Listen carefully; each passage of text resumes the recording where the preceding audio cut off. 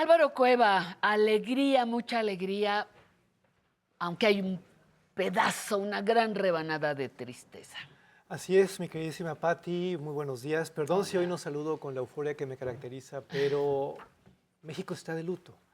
Acabamos de perder a un grande del arte, de la cultura, de los espectáculos. Se nos fue don Ignacio López Tarso y esta sección es un humilde homenaje a su legado, a todo lo que nos dio. Pero antes, como debe de ser, le mandamos un abrazo muy cariñoso a su familia, a sus amigos y a sus fanáticos en el mundo entero. Porque don Ignacio era no solo patrimonio vivo de la Ciudad de México, no, era realmente alguien que le aportaba cosas buenas al mundo. Y si no me cree, vamos a iniciar con estas imágenes de 1984, recordándolo como se debe de recordar a un gran actor en el escenario. Goce. ¿Quién dice que yo me fuerzo a mí mismo? No, me fuerzan, me fuerzan. Discúlpeme, Si no fue mi tienes que tener fe en ti mismo y en tu destino. Tienes que ser fiel a tus aspiraciones y darte el lujo de ser esclavizado por ellos. Y el cautiverio no tiene fin. Pero ¿cómo te atreves? No fue mi intención. Si tienes que aprender a esperar y esperar y esperar hasta que llega un día en que lanzas tu propia barca y tomas los remos y entonces, señores, cuidado. El esfuerzo que tienes que hacer para olvidar todo lo que estás arriesgando cada noche que sales a darle la cara al público, al que tienes que entregarle tu alma, poner en peligro tu vida una y otra vez con el lomo descubierto para que te azoten. Qué cosa, ¿verdad? Sí, Miren, el 11 es el primer canal educativo y cultural en la historia de México y de toda Latinoamérica. Por supuesto que una personalidad como don Ignacio López Tarso ha estado presente desde siempre con nosotros en el 11. No es un accidente del destino, no es un truco publicitario, no. Siempre hemos ido de la mano. Y poco a poco, hoy le vamos a ir mostrando imágenes precisamente de esta historia que fuimos construyendo juntos, porque tanto don Ignacio como el 11 han demostrado su vocación a todas luces. Mire lo que viene a continuación, por favor, y recuérdelo así, don Ignacio López Tarso. Sin pensar en el teatro propiamente, fui a conocer a Javier Villaurrutia y a que me firmara el libro que me había hecho pasar tan gratos momentos. Y me recibió de una manera estupenda, un gran conocedor del ser humano, Villaurrutia. Por eso era muy buen maestro de teatro, más que por sus conocimientos realmente de teatro. Pero era un hombre, un ser humano muy dúctil, muy receptivo, y no solo me firmó muy bonito el libro, sino que me empezó a investigar. ¿Y quién eres? ¿Y por qué el libro? ¿Y por qué la poesía? ¿Y quién sabe cuánto? Terminó diciéndome, yo creo que a ti te va a gustar el teatro. ¿Por qué no vienes a mi clase como oyente? Te sientas allá atrás, ves cómo doy mi clase y alguna vez me das una opinión. Muy bien, maestro.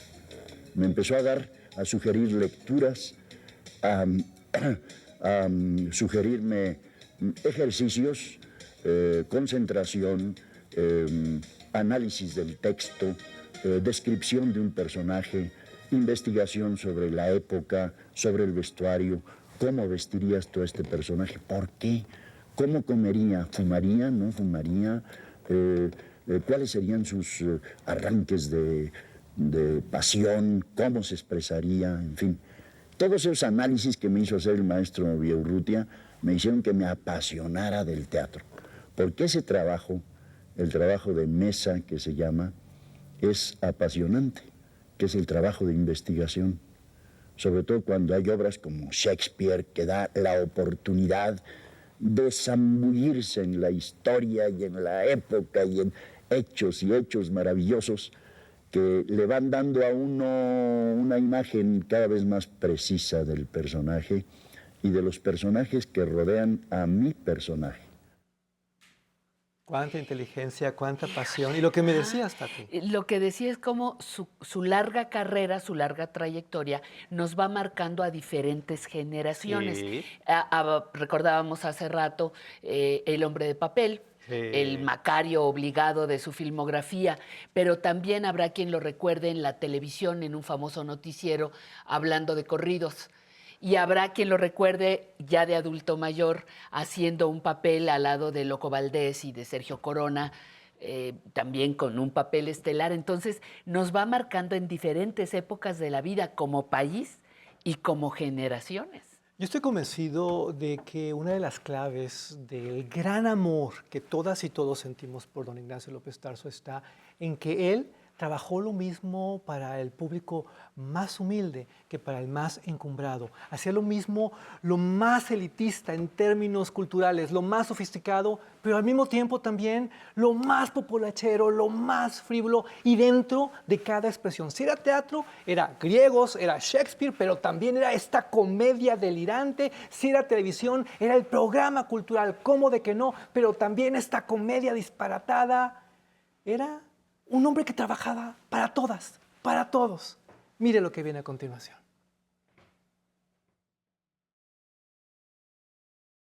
Según el texto y la información que te da, porque además no solo son los textos, sino las entrelíneas que son importantísimas. ¿Qué dice Shakespeare entre líneas? Es como el silencio en la música. Exacto, sí. A eso podría equivaler. Como el teatro no tiene las descripciones que tiene la novela, entonces el entre líneas es importantísimo. Y a sacarle todo el jugo y todo el significado a cada palabra. Los buenos directores dirigen las obras en la mesa, en la discusión, en la investigación. El movimiento después, la escenografía, la silla, esto y lo otro, el vestuario, sí, es cosa de... Pero se puede solucionar en 8 días con gente apta, inteligente. Pero lo otro hay que trabajarlo mucho, es el interior de los personajes. Es la mente, el corazón, el sentimiento, el porqué de las cosas. Eso es lo interesante en el teatro. Y eso se hace con un buen director, sentados todos en una mesa. Cuando estaba pensando el gusto que me da pensar que lo vamos a poder todos ver en Hamlet, me pregunté, ¿usted conoce Dinamarca, que es donde ocurre la historia? Estuve en Elsinor. Ay, ¿cómo es? ¿Cómo Sí. es el castillo? Pues impresionante. Muy Pero eso bello, es sí. importante, En la que usted orilla del sepa mar. cómo es. No, ahí claro. imaginé dónde se encontró al fantasma del padre, por dónde fue el duelo, dónde era el salón, dónde, en fin. El castillo de Elsinor, ahí en un risco pegado al mar en Dinamarca. Esta entrevista vale oro, claro, Cristina Pacheco. Ahí don Ignacio tenía 80 años. Nosotros somos aprender a envejecer y es mi obligación poner sobre la mesa algo que me parece fundamental. Don Ignacio, hasta hace muy pocos días, seguía trabajando con un entusiasmo admirable y no solo eso, seguía reinventándose, seguía innovando. Durante la pandemia, él no crea que presentó como que un showcito en línea, no. A diferencia de las nuevas generaciones, ni 1, ni 2, ni 3. Él presentó 4 y los 4 fueron un cañonazo total. Bueno, reventaron la plataforma, ya no podían vender más boletos. Era una locura porque imagínense lo que era ver un Moby Dick, un Leonardo da Vinci, un Quijote o un Macario en Zoom en tiempos de COVID-19. Eso es vocación. Y vea lo que viene en este instante. Aquí está.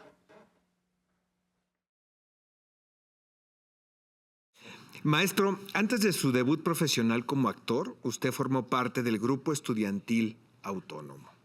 Formidable grupo. En él montó obras como Ahí viene Gregorio Esparza, El matón de Aguascalientes. Gorgonio Esparza, El matón de Aguascalientes. Y La zona intermedia. de Emilio Carballido. Y trabajaban con mínimos recursos. Así Inclusive es. entre ustedes hacían los decorados, conseguían la utilería. Eso fue formidable porque eso es el oficio del teatro. Conocer el teatro por dentro, hacer todo lo que se tiene que hacer para llegar a una función de teatro. Y nosotros hacíamos los telones, pintábamos las escenografías, nosotros mismos hacíamos nuestros reflectores, ¿verdad? Ojalá uno de estos, botes de leche en polvo, agujerados por acá y un foquito y la conexión, y en fin, como se podía, pero funcionaba. Éramos muy buenos actores y era muy buen grupo, estaba dirigido por Javier Rojas. Usted ganó 2 premios trabajando en este grupo, Xochipilli. Pues sí, es mi primer premio de teatro, de yeso. Así lo tengo todavía en mi casa, nadie lo toca. ¿Conserva todavía? Sí. Nadie lo toca. Nadie lo toca, porque si lo tocan se deshace. Ahorita les voy a dar una muy buena noticia alrededor de este material, pero se acuerda que antes de mostrar este clip estábamos hablando de las innovaciones de don Ignacio. Bueno, él era tan generoso, tan entregado, tan humilde y consciente de que trabajaba para un público que al final de esas transmisiones en línea tan peculiares, él interactuaba con la gente. ¡Qué privilegio! ¡Qué cosa tan más divina! Tuve el honor de estar ahí en esos momentos y, bueno, como siempre, don Ignacio, grande. Don Ignacio, el mejor actor de México. Y yo se lo decía en las entrevistas porque además tuve el privilegio de entrevistarlo en varias ocasiones. Pero, Pati, rápido te cuento. Híjole, sí. Él, así, innovador y todo, pero fue pionero de la televisión en México. Pero fue pionero de la radio. Estuvo en todo, creó todo. Mire.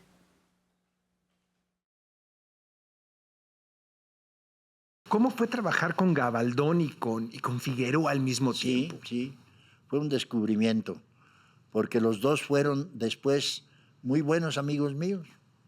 Nos hicimos muy buenos amigos, a pesar de que Gabaldón era un hombre difícil. En el cine le decían el ogro. Era gente que cuando no le gustaba una escenografía la rompía a puñetazos y arrancaba los telones y los aventaba y quitaba las luces y, en fin, hacía barbaridad y media y se peleaba a veces muy fuerte con los actores. Pero desde el primer llamado que tuve para Macario, que fue en Tasco, estaba en el cuarto que le habla... Le habla el señor Gabaldón, sí. Dígame, señor, te espero a cenar acá conmigo en el restaurante. Muy bien. Bajé. Me dicen el ogro, no tengas preocupación porque yo me enojo solo con los que no me entienden y los que no saben hacer las cosas. Espero que tú y yo nos llevemos muy bien. Pues sí, señor. ¿Has estudiado? Sí, señor, sí, ya estudié muy bien. Mañana es nuestro primer llamado. Yo a veces exijo mucho, pero es siempre en bien de la película y en siempre el bien del personaje y no sé qué. Al día siguiente, el primer llamado, el atado de leña, la carga de leña en la espalda, de lo cual no estaba yo acostumbrado. El mecapal aquí y el peso en la espalda. Y guaraches en un empedrado y una calle empinada hacia arriba. ¡Acción! Y empiezo a caminar. ¡Corte! ¿Te gusta esta entrevista? ¿Qué pasó? Sí, por supuesto. Pues ahí les va. Yo les prometí buenas noticias. Cuando termine Aprender a Envejecer, quédese aquí en la programación del 11 porque se va a retransmitir completo este gran especial del taller de actores profesionales de Óscar Uriel. Es imperdible, es otro homenaje merecidísimo para el legado, para la memoria de don Ignacio López Tarso. No se lo vaya a perder, 14 horas aquí en el 11. Y bueno, podríamos decir, es que es tanto. Gracias, precisamente por eso, don Ignacio, gracias por tanto. Descanse en paz, abrazo fuerte a su familia, a sus amigos y a sus fanáticos en el mundo entero. Y gracias al 11 por los tesoros que podemos compartir como estos. Exactamente. Que hicieron un homenaje a don Ignacio. Así es. Muchísimas gracias por estar aquí. Gracias, mi queridísimo Álvaro.